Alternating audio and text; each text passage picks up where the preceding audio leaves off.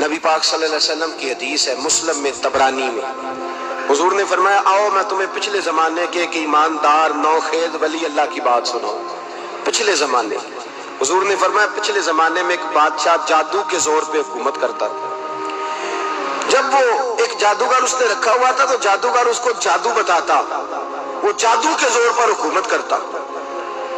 جادوگر بوڑھا ہو گیا تو کہنے لگا بادشاہ کو نوجوان میرے پاس بھیج دے، اب میں بوڑھا ہو گیا ہوں، میرا پتہ کوئی نہیں کب مر جاؤں۔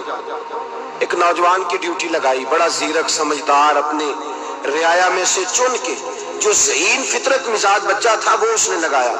اللہ کے محبوب علیہ الصلوۃ والسلام فرماتے ہیں بچہ جادو سیکھنے لگا، وقت گزرنے لگا۔ بچہ جب جادو سیکھنے جاتا تو رستے میں ایک راہب بھی تھا جو انجیل جانتا تھا، وہ اللہ اللہ سکھاتا، لوگوں کو حضرت عیسیٰ علیہ السلام کی تعلیمات سے آگاہ کرتا۔ اس نے دیکھا کہ یہاں بھی لوگ اکٹھے ہیں تو وہ بچہ اس راہب کے پاس بھی اٹھنے بیٹھنے لگا۔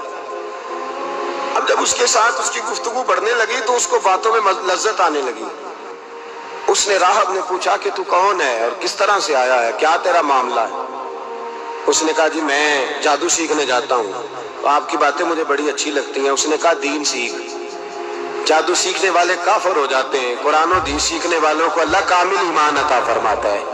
فرمایا یہ سیکھ۔ بچہ بیٹھنے لگا، اس کے پاس آنے لگا، باتیں دل میں گھر کرنے لگی۔ ایک وقت آیا کہ مسلمان ہو گیا، اور مسلمان کیسے ہوا؟ بچہ کہتا ہے میں تجربہ کر کے ہوا۔ اب میں تھوڑا سا وقت جادوگر کے پاس بھی جاتا اور باقی سارا وقت وہاں بیٹھتا۔ میں ایک دن جا رہا تھا تو رستے میں اژدہا تھا، بہت بڑا سانپ تھا، رستہ روک کے کھڑا تھا۔ یہ حضور نے بیان کی حدیث۔ نبی پاک صلی اللہ علیہ وسلم فرماتے ہیں بچہ کہتا ہے کہ رستے کے اندر سانپ ہے، رستے بند ہے، لوگ چھتوں درختوں پہ چڑھے ہیں، راش ہے۔ کہتے چھوٹا سا روڑا میں نے اٹھایا تو میں نے کہا اللہ اگر جادوگر سچا ہے تو اسے مار دے۔ چھوٹا سا روڑا میں نے پھینکا، اژدہا کوئی نہ مرا۔ پھر چھوٹا روڑا اٹھایا، میں نے کہا اللہ اگر وہ عالم سچا ہے تو اسے مار دے۔ اب جب میں نے روڑا مارا تو اژدہا مر گیا۔ میرے اندر سے گواہی آئی نہیں دین کی باتیں سچی ہیں، نہیں قرآن کی باتیں اسلام سمجھانے کے لیے عرض کر رہا ہوں، اگرچہ اس دور میں انجیل تھی، اللہ رسول کی باتیں اچھی ہیں۔ کہتے میں مسلمان ہو گیا، اب میں نے راہب کے پاس ہی رہنا شروع کر دیا، جادوگر کے پاس چھوڑ دیا اس بچے نے آنا۔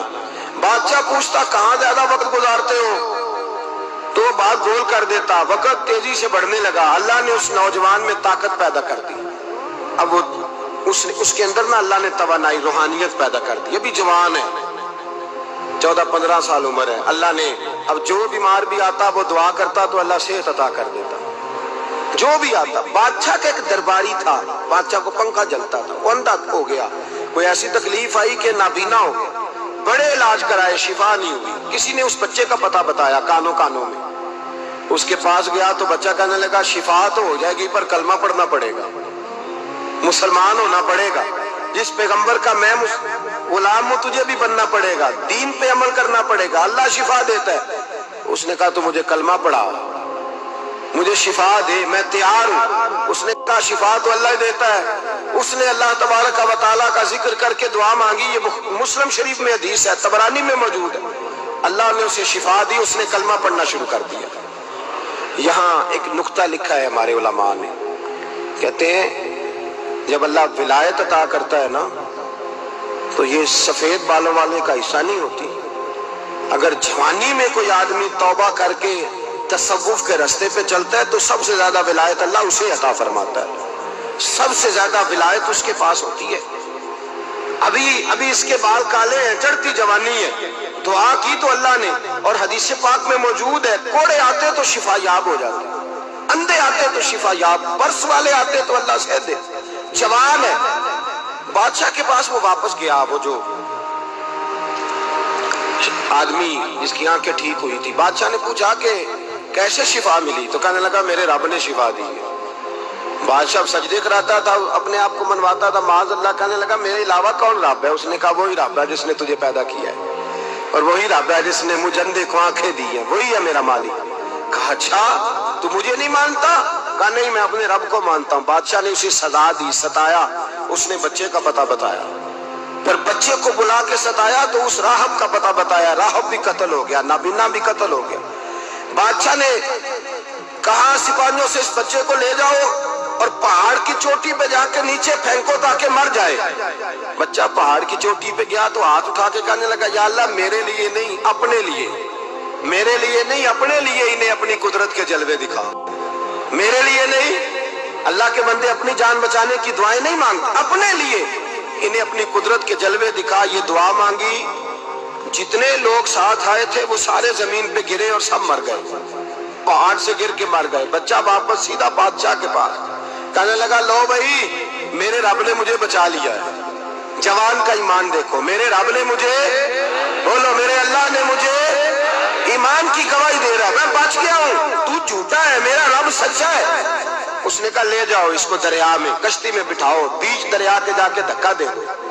بیٹھے کشتی میں، دریا کے بیچ گئے، اور جب جا کے وہاں اس کو دھکا دینے لگے تو اس نے کہا اللہ میرے لیے نہیں اپنے لیے انہیں اپنی قدرت کے جلوے دکھا۔ بس ایک طوفان سا آیا، جتنے سپاہی ساتھ آئے تھے ڈوب کے مر گئے۔ وہ بچہ اٹھا اور سیدھا پھر بادشاہ کے پاس، اسی کے پاس کہنے لگا لو بھائی میرے رب نے مجھے بچا لیا ہے، تیرے پاس آیا ہوں۔ وہ کہنے لگا تو کیا مصیبت میرے گلے پڑ گئی ہے، کیسے جان چھوٹے گی؟